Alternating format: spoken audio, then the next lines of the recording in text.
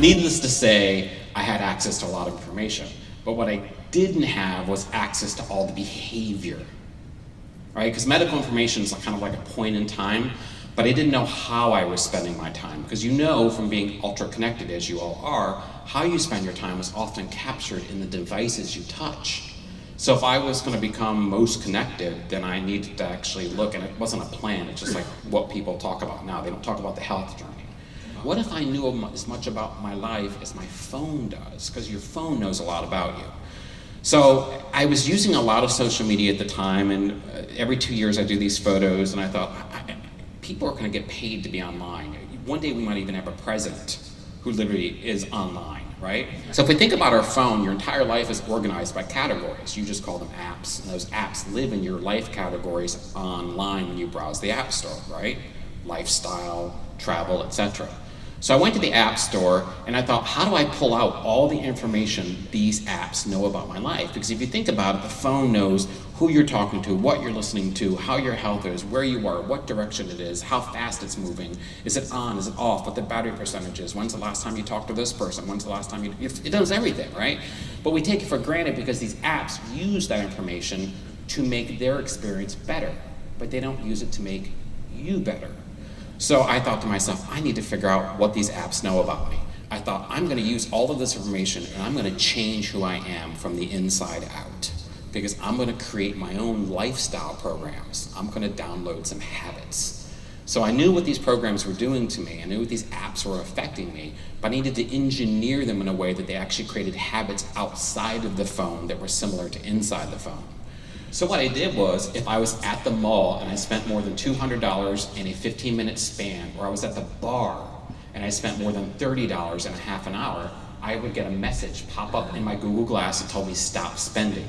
And if I didn't pay attention to the message and I kept spending, my partner would get text alerts telling me I was out doing bad things. So I was using the information that was readily available to everyone to start to not only understand what I was doing, but also create some real corrective actions for myself. I organized my entire data stack in Maslow's hierarchy of needs. So I'd know right away if an app was essential to living or not, all the way up to apps I didn't need. So I started actually looking at life that way. From there, I could now search my body, my house, my behavior, my car. I could create these downloadable routines, so like the lights would change, the temperatures would change, people would remind me to do things. I was constantly in a state of change. The health turned into a lifestyle, which turned into a series of devices and applications and services which monitored me and kept me on track. I started looking at information through this kind of ephemeral, temporary nature of it. I didn't look at it as a privacy thing, I looked at it more of an intimacy thing. I think so many of our problems today with data and privacy and technology would be solved if we didn't say, I'm worried about being private, I'm more worried about being intimate.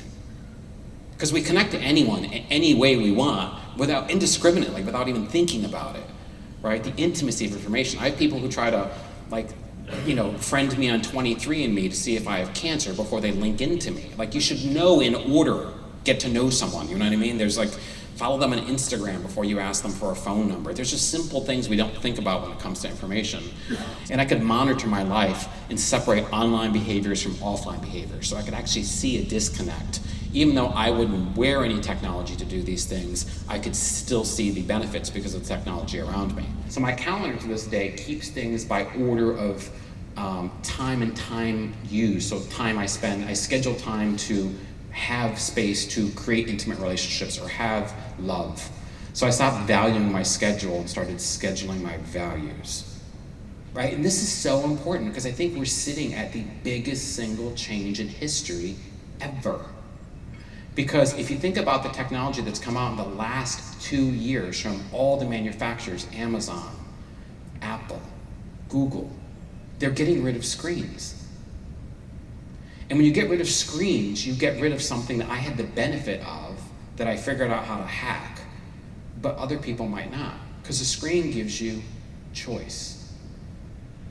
In a world with no screen, you just are told what to do. The habits are downloaded to you. You don't actually interact with them. If we think about our lives over the last decade, we can see that slowly people are starting to act more like technology, and technology is starting to act more like people. So the mediation, the line between you and the interface is being blurred. It looks like this. And this is the one thing you need to really think about if you wonder about why people seem differently. Because we went from a world where you interacted with technology through several layers of interfaces, but today most people are enveloped in technology. And even if they don't have the technology on them and they're not actively looking at it, they're influenced by it. Have you ever talked to someone and they started answering you before you finished your question as if they were Googling you or typing ahead? Right? We're living in a world where people are becoming kind of augmented in this really kind of unique way because they're mediated. Right now, a lot of our AI systems make decisions for people that we really don't understand. Because our technology will help us sleep better automatically if we do it. We can actually program the technology. It's right on your phone and your alarm clock. Our calendars will schedule habits for us. Our computers and our phones will sync so that the sunlight is not so bright and we can start to get better and more profound rest. Our devices will tell us when to stand, when to meditate, when to walk. Our phones will automatically remember places we go often and often to drive them there to us. And our phones now have systems in them that detect we're driving and block us from using them.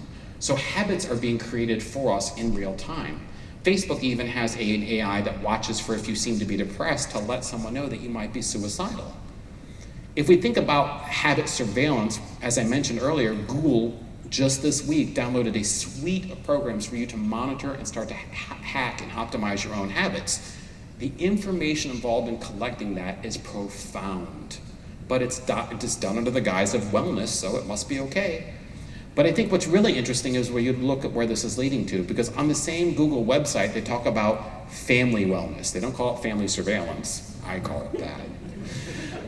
But they show you all these ways you can monitor your family. And I know a lot of us do this already with our spouses and our kids, but it's kind of a big deal because you don't need a 1984 Orwellian state if you're creating it.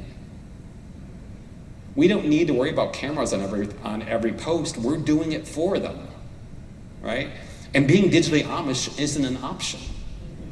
So moving forward, we have to be really careful and considerate as we put all this information into the universe and we start to use it, what it's saying.